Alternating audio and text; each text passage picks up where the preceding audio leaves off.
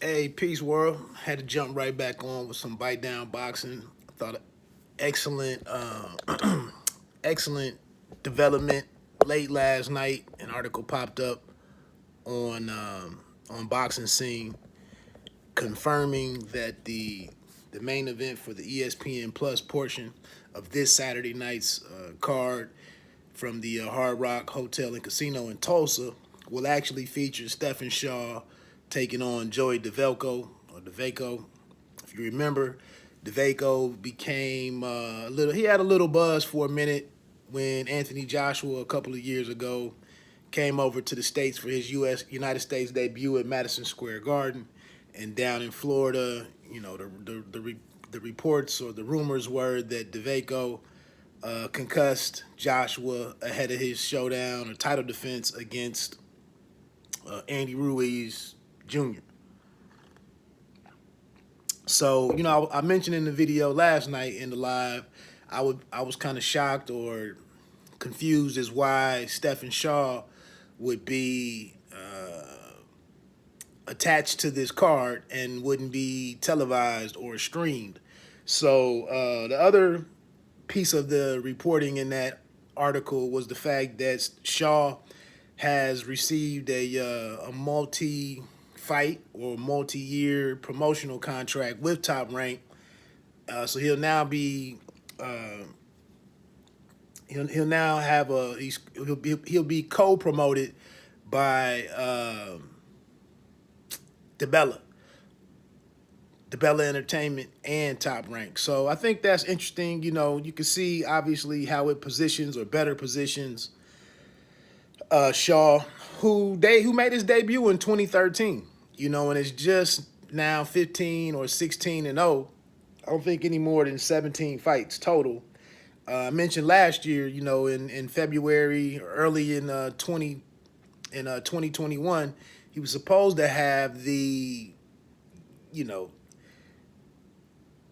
two USA prospects or guys trying to get into contention. He was supposed to have the fight on NBC Sports TV or Sports Network against Jermaine Franklin. And Franklin came down with COVID. That fight was scrapped and, never revisited it. And like I said, who knows what the status of Ring City USA boxing is at this point. So this obviously, in my opinion, this makes the ESPN Plus portion of the card pretty good. As I mentioned yesterday, they also have the heavyweight Jeremiah Milton, who was actually from Tulsa, or the Tulsa area. I think his nickname is Dreamland. But Jeremiah Milton, who's just 3-0, will be taking on Jason Bergman. I mentioned last night that I thought he was the guy who fought Trey LePay Morrison, Tommy Morrison's, I think that's his son. It is Jason Bergman. That is the guy who fought LePay last October.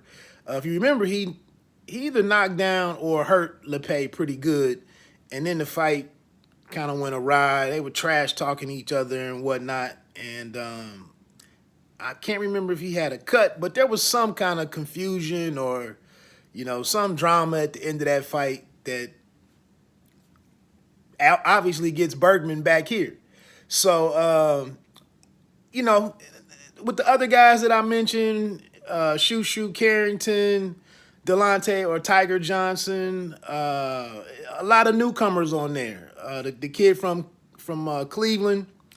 It's a lot of newcomers on the card, obviously, but it is ESPN Plus, and like I said before, for a guy like me who appreciates the chance to watch these guys go through the progress, I think it's going to be a pretty good night of action. And then I would imagine the two heavyweight fights will probably be the last two fights on the ESPN Plus portion of Saturday's card before it goes over to ESPN at 10 p.m. Eastern Time with Giron and I can't remember the guy that he's fighting. But I did also say that Renee Giron, the guy that he knocked out while they were over on PBC on Fox, was Carlos Balderas. And then the main event is Conceicao against, I'm drawing total blanks this morning. Oh, Xavier Martinez making his top-ranked debut. So like I said, man, it's not the big marquee names. It's not even a whole lot of marquee names in boxing anymore, but it's not the world championship, main events that we see.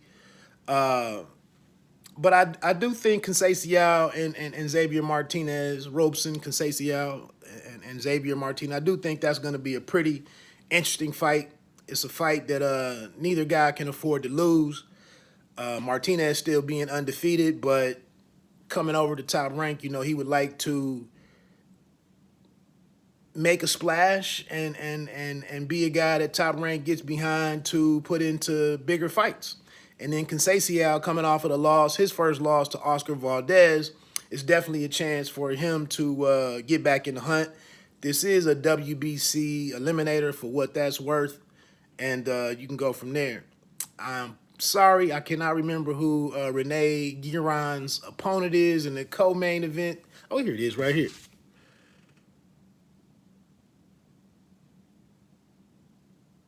Luis Melendez. I would have never remembered that name. But Luis Melendez. Again, Nico Ali Walsh, Dante Benjamin Jr. was the light heavyweight making his debut. So, like I said, man, I don't know how you follow boxing. Some people only care about the big names, whatever. But again, I think it's a good chance to see some solid action. Haven Brady, I think he trains with some guys with the crew up out of Toledo, Ohio, or has in the past. But you see a couple of guys going through the, working at getting better at their craft. Not many of these guys have 4 fights. Johnson and Carrington both going into their second fights. Nico Ali Walsh is probably only in his 4th or 5th fight.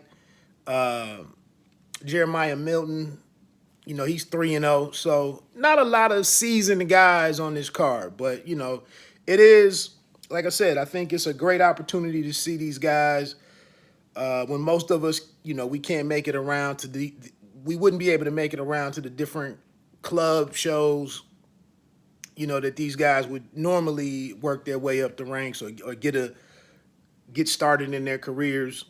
So for me, that's always been a positive for ESPN Plus, is the chance to see some of these guys figuring it out, and defining themselves as boxers. So Stephen Shaw against Joey Devaco. Devaco, since the whole situation, getting a little bit of a buzz and, name recognition with the AJ situation, he really hasn't done a whole lot since then. One of the shorter heavyweights, not a high volume guy, decent puncher and whatnot, but he just it's only an 8-rounder, which was a little interesting. Only an 8-rounder. It is what it is. Anyway, Bite Down Boxing. Don't let them count you out. Pay me no mind. Sports and entertainment. You don't have to be great to start, but you have to start to be great. Have a phenomenal rest of the day.